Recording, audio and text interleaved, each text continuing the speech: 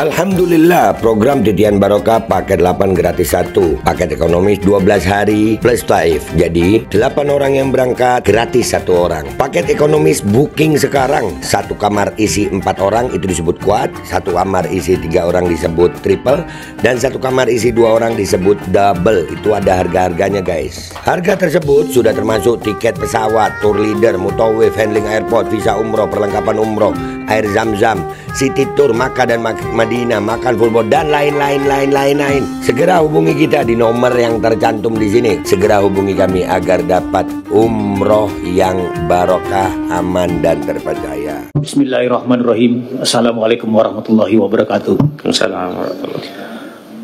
Yang saya muliakan pimpinan dan anggota Komisi 2 DPR RI. Saya Hambali. 51 tahun yang lalu saya dilahirkan di Teluk Naga. Artinya tidak sedikit pun waktu saya berpindah dari Teluk Naga sampai hari ini. Saya tahu perkembangan apa yang terjadi karena saya tidak pernah merantau. Abrasi tidak pernah terjadi di desa Kohot atau desa sekitarnya. Karena ada sungai Cisadane yang mengalir dari Bogor sampai ke muara desa Kohot, membawa material lumpur, tanah dan sebagainya hingga tidak terjadi abrasi. Jadi kalau ada kata abrasi terjadi di sana, bohong besar. Itu yang pertama. Yang kedua, pencabutan pagar laut belum selesai. Silakan Komisi 2 datang ke sana, saya antar. Tangkap saya, penjarakan saya kalau saya bohong. Di desa Kohot baru bikin sertifikat, belum diuruk, sudah ramai. Hari ini saya katakan yang sebenarnya. Atas nama Allah, desa Tanjung Burung dan desa Tanjung Pasir yang bersebelahan dengan desa Kohot sudah diuruk. Ini tidak pernah terpublikasi. Sungai, tanah kehutanan disertifikatkan. Dan pada hari ini juga saya ingin katakan, tidak cukup Bareskrim menentukan tersangka hanya 4 orang. Karena 2 orang selain kepala desa dan sekretaris desa, itu orang yang bekerja pada seseorang. Bukan dia bekerja untuk dirinya sendiri. Artinya ada yang perintah. Kenapa harus diamputasi sampai dia? Dia ada yang suruh. Gitu Pak Ketua. Yang terakhir, saya bingung sampai hari ini. Saya ngomong di DPR RI, mohon maaf kalau memang ada anggota yang dipilih dari daerah pemilihan Tangerang Raya. Kok sampai saat ini semuanya nggak ada yang berbicara ngebela kami di sana. Dari semua partai. Kan ada Pak, semua yang terpilih Pak. Ya tidak ada yang bela kami di sini, di sana Pak. Waduh, luar biasa. Kriminalisasi terjadi, perampasan luar biasa. Bukan cuma Pak Charlie dan Bu Tin saja Pak, banyak. Saya merilis lebih dari 28, itu belum semua. Itu baru Teluk Naga dan Kosambi saja Pak. Terima kasih. Billahi taufiq wal hidayah. Wassalamualaikum warahmatullahi wabarakatuh. Waalaikumsalam warahmatullahi wabarakatuh. Izin di bulan puasa saya ingkar janji karena ternyata Bu Menu Wulandari ingin menyampaikan pimpinan. Beliau ketua Aliansi Rakyat Menggugat, kiranya berkenan. Bu Menu. Tapi kalau Bu Menu ini kelihatannya agak lebih adem ya. Ya, insyaallah. Insyaallah. Assalamualaikum warahmatullahi wabarakatuh. Saya adalah perwakilan dari emak-emak. Kebetulan saya tinggal di Tangerang. Saya merasa apa yang kita alami, mungkin kalau kita tidak benar-benar concern dalam hal ini, mungkin tanah kita juga akan diambil dengan alasan negara. Di sini maaf karena saya tadi melihat ada staf sus dari Menteri ATR BPN, izinkan saya untuk mengemukakan itu saya ya. Surat terbuka untuk Bapak Menteri. Assalamualaikum warahmatullahi wabarakatuh. Indonesia gelap, Indonesia SOS, Indonesia terancam punah. Dan itu berlaku hanya untuk rakyat Indonesia, bukan pejabat. Lihatlah, negara sedang membuat sandiwara kolosal dengan judul penyelamatan aset aguan. Satu persatu mundur, mulai dari Kejagung, Bareskrim, dan terakhir adalah Menteri ATR BPN yang batal untuk mencabut sertifikat laut milik Agung Sedayu Group. Bapak Menteri, apakah Anda tidak sadar yang Anda lakukan sama dengan menjual negara kepada asing, dan berapa puluh juta penduduk Banten yang akan selamanya terzolimi dan terancam punah akibat pembatalan yang Anda buat? Sudah banyak pembuktian dan penelitian mengatakan sertifikat tersebut melanggar aturan dan mengancam ekosistem setempat. Ada apa di balik pembatalan tersebut? Dalam kasus PSN PIK 2, negara tidak pernah hadir untuk rakyat.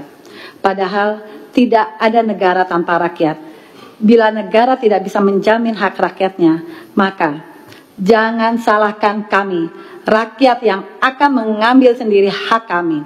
Walaupun harus keluar darah, tapi kami rela daripada kami menjadi bangsa yang terjajah dan masa depan anak cucu kami akan menjadi jongos di negeri sendiri. Dan untuk Bapak Menteri dan juga pejabat-pejabat yang terhormat, belum mulia,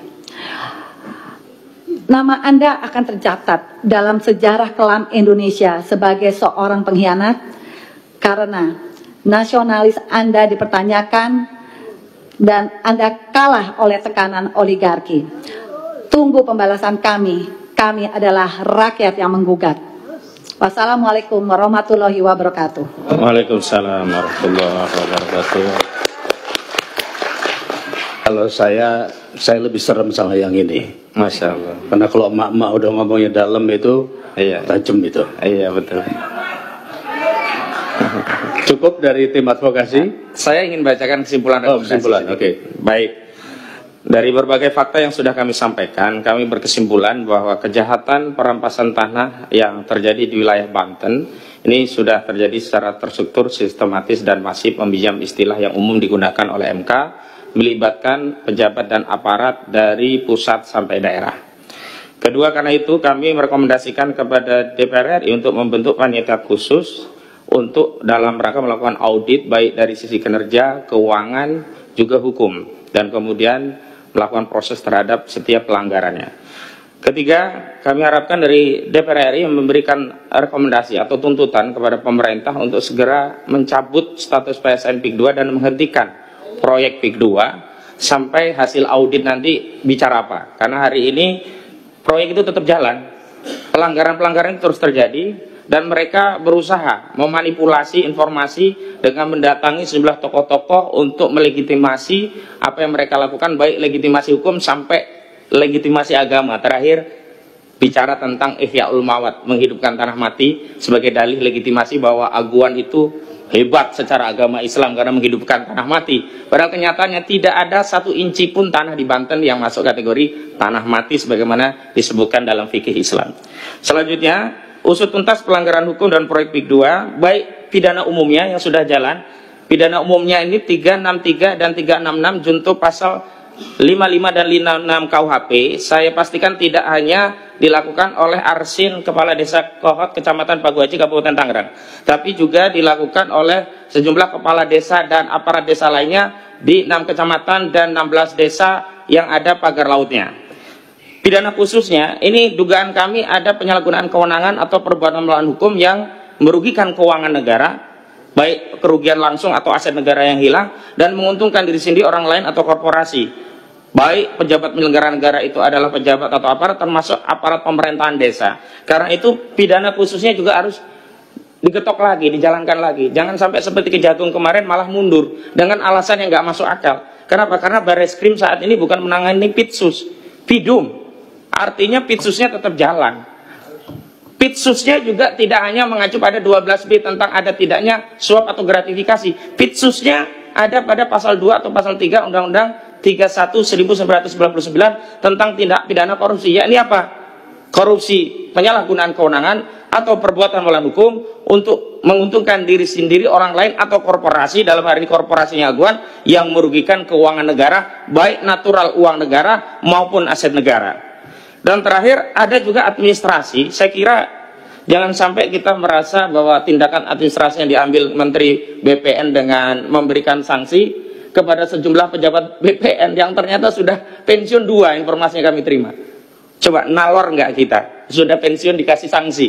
Ini saya minta juga BPN jangan membohongi rakyat.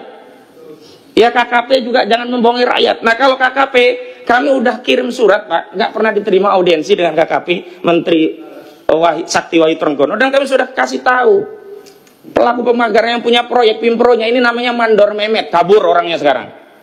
Yang mendanai ini namanya Engcun alias Gojali. Gojali ini yang punya tanah hektar-hektaran yang diterbitkan BPN di NIB-nya. A Gojali, nama Cinanya Engcun, namanya A Gojali, dia juga pelaku. Kemudian siapa yang mensupervisi? Ali Hanafi Alijaya, orangnya Aguan, udah tahu semua ini. Cuman kita semuanya pura-pura nggak tahu atau pura-pura bodoh. Makanya di forum yang formal ini, kalau sampai ada yang pura-pura tidak tahu atau pura-pura bodoh, berarti mereka secara nyata turut serta terlibat dalam merusak kedaulatan negara dan rakyat Indonesia. Demikian dari kami. Assalamualaikum warahmatullahi wabarakatuh. Alkodi kembali hadir. Baju koko kesayangan Anda kini sudah tersedia kembali. Untuk pemesanan hubungi nomor di atas. Dengan desain yang semakin modern dan bahan yang semakin nyaman. Alkodi siap menemani ibadah dan aktivitas sehari-hari Anda. Dapatkan koleksi terbaru Alkodi sekarang juga.